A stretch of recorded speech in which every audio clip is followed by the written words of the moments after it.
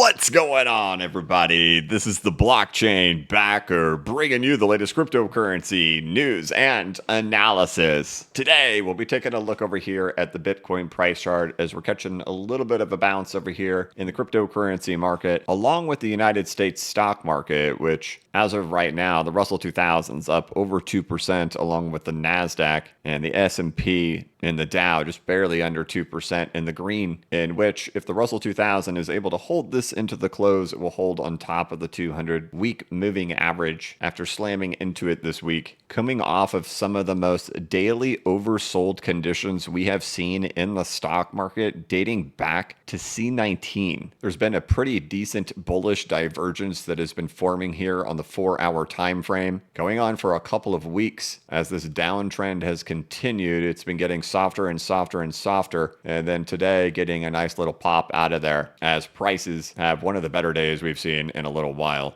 So hopefully that concludes the downside move that we've seen over here in the Russell 2000, as Bitcoin is still working on forming a base, and the same goes for XRP, now sitting at $2.34, hitting as high as $2.39 earlier today. Talked about it quite a bit in recent videos. If we saw things as high as $2.50, it would lay down my guard quite a bit to believing that we are just in a mid-cycle correction happening in here for still that big breadth opening event, as we see when these types of back tests occur and a rotational top over here in the equity market. One of the things I brought up in recent videos here on YouTube when it comes to things like XRP or when it comes to things like Cardano is just really what a mid-cycle correction looked like for XRP back in 2017. Tried to draw that analogy in my last video talking about XRP showing that additional strength as if it was like November of 2021 for Bitcoin, where most of the market looked like this. However, XRP had additional strength in this movement.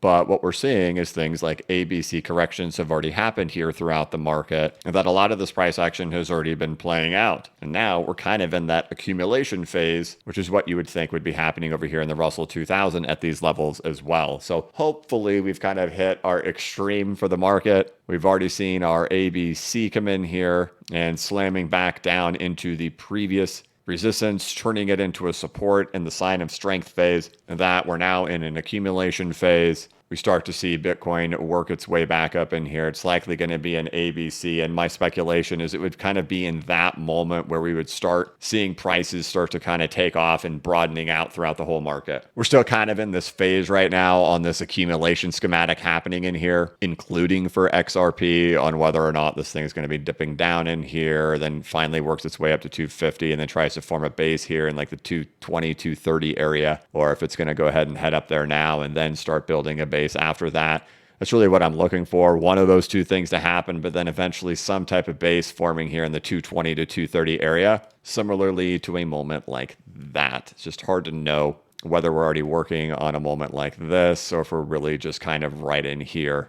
And that remains true for Bitcoin as well, as it's only gotten into these levels right in here, and there could still just be this pullback happening before these things could end up happening. But in general, to see the initial reaction we're already seeing here from the Russell 2000 after building this bullish divergence for weeks on end, after being in daily oversold conditions that mark absolute extremes mixed with these structures in here, I'm getting more and more optimistic based on what I'm seeing throughout the market. I do just think it's going to be some type of process to work these things out down in here. Even if prices shot up in here, it would still probably be a process of working out supports in here before we could go. And I think that's going to be kind of what our discussions are going to be heading into next week, is to try to get to that phase. And then once we can get to that phase, it seems pretty probable to try to work back up to the top of the range. And then it becomes a real big $1 million question on whether or not the range is just going to continue after that, or if it's going to break out of there. And frankly, I think that's just going to depend on how long this is going to take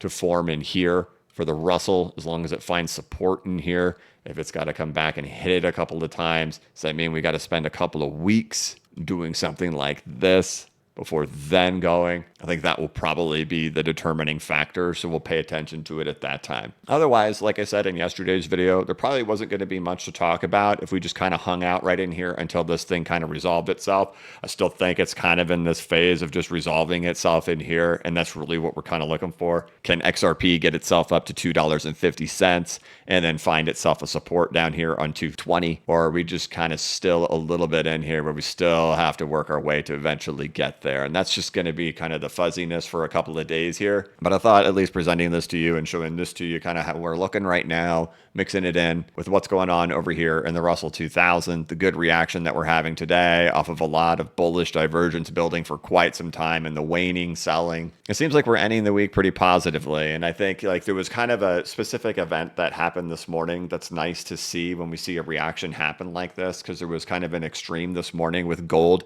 hitting that $3,000 price level. I was getting text messages, multiple text messages about gold at $3,000. It made headlines. It was getting posted all over Twitter by large accounts, large news stations. $3,000 gold, big moment, right? So it was like this extreme in gold happening. Then it pulls back from there. And then after this long bullish divergence happening over here, after extreme oversold conditions on the Russell 2000, we catch a bounce and we're ending the week in a positive way, so long as we can close like this in an hour from now. The bigger perspective of a correction structure looks pretty positive over here for things like Cardano and XRP. Bitcoin, I think, is still trying to make up its mind over in here, but either way, I think we're just really close. I think this thing is wrapping itself up, and hopefully by next week, that's pretty clear. Just going to spend a couple of days trying to get ourselves to see something clear in here that we are building a base to then go try to stab back to the top of the range, and that's still just in limbo, but looking positive. And fortunately, getting a really good ending over here to the week over there in the United States stock market, especially with the Russell 2000, as kind of this morning started with the big story of gold and then the pullback in gold and the strength move here happening in stocks. So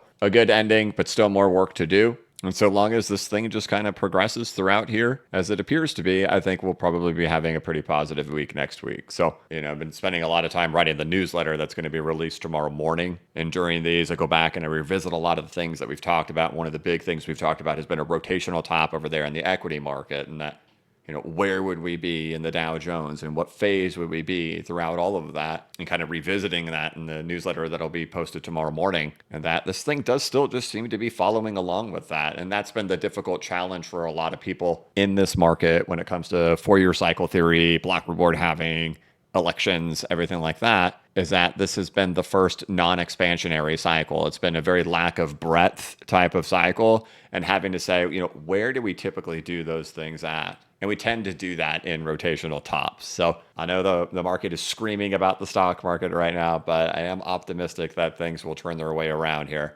So keep your eyes peeled for the newsletter posted tomorrow morning. Otherwise, I hope that you guys have an absolutely wonderful weekend, and we'll check in on it all week next week. Otherwise, you can head over here to blockchainbacker.substack.com to get access to all the past newsletters and to the one that will be released tomorrow morning. You can check out bcbacker.com for over 40 videos and 11 hours of content teaching you how to set up your own charts and indicators within TradingView and CoinTrader Pro. There are links in the descriptions of all of my videos to blockchainbacker.substack.com and to bcbacker.com. Otherwise, have a wonderful weekend, and I'll see you guys on Monday.